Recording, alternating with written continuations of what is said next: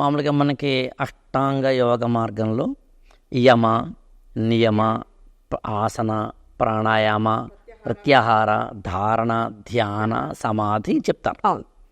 వీటిలో కొన్నేమో అంటే యమ నియమాలేమో పూర్తిగా మోరల్ ట్రైనింగ్గా అనిపిస్తుంది. నైతికబద్ధంగా, నియమబద్ధంగా మనం ఎలా ఉండాలనే దానికి సంబంధించి ఉంటుంది. అవునండి. ఆసనాను, ప్రాణాయామం అయితే కనుక పూర్తిగా మన యొక్క ఒక స్పిరిచువల్ వే ఆఫ్ లైఫ్ అనండి, లేదా పూర్తిగా మన యొక్క శ్వాస మీద కమాండ్ అన్న. అటు తిరిగి రెస్పిరేటరీ సిస్టమ్ ద్వారానే మనం ప్రాణశక్తి తెచ్చుకుంటున్నాం. ఎందుకంటే మనం ఈ మీడియాలోనే ఉన్నాం కాబట్టి, ఎయిర్ మీడియాలో ఉన్నామండి. భూమి మీద మనం బతుకుతున్నామంటే శ్వాస ఉంటే బతుకుతున్నాము, శ్వాస లేకపోతే లేదంటున్నాం. So air is that important. ఈ మీడియాలో ఉంటున్నాం కాబట్టి దాని ద్వారానే మనం ముక్తిని పొందాలి, లేదా మన ఒక జ్ఞానాన్ని తెలుసుకోవడానికి ఒక అవకాశం లాంటి శరీరం ధారణ చేశాం. ఇది it is like the highway అనమాట. సో ఇలాంటి ఊపిరి అనే ఒక హైవేని పట్టుకుని వెళ్ళగలగాలి. ప్రాణాన్ని, ఆయుని పెంచేలాగా పాయు అంటే ప్రాణాయామంలో పాయ అంటాం కదా, దాన్ని పట్టుకోవాలి.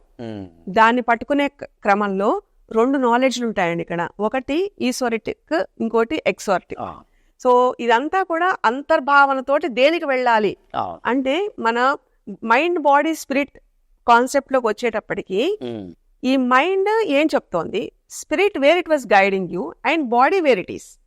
ఈ మూడింటికి ఉండే కాన్షియస్నెస్ ఒక ఆధారం, ఒక ఫొనెటిక్ ఫోర్స్ అంటాం దాన్ని. అంటే ఒకటి బైండ్ అయి ఉంటుంది, అది చైతన్య శక్తి.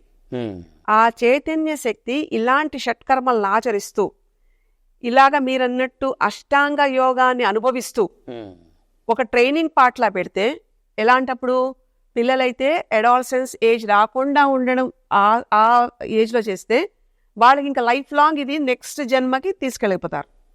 What ever the study might be it is, అంటే ఇది సోర్స్ కాబట్టి. సో అలాంటి ఒక ప్రౌఢ స్థితిలోకి ఎంటర్ అయ్యే ముందు జరగాల్సిన ట్రైనింగ్ ఇది. మాకు చిన్నప్పుడు అంతా అంతే చెప్పేవాళ్ళు. ఈవెన్ సత్యసాయిబాబా స్కూల్లో బాల వికాస్ దాంట్లో కూడా ఇలాంటివన్నీ చెప్పేవాళ్ళు.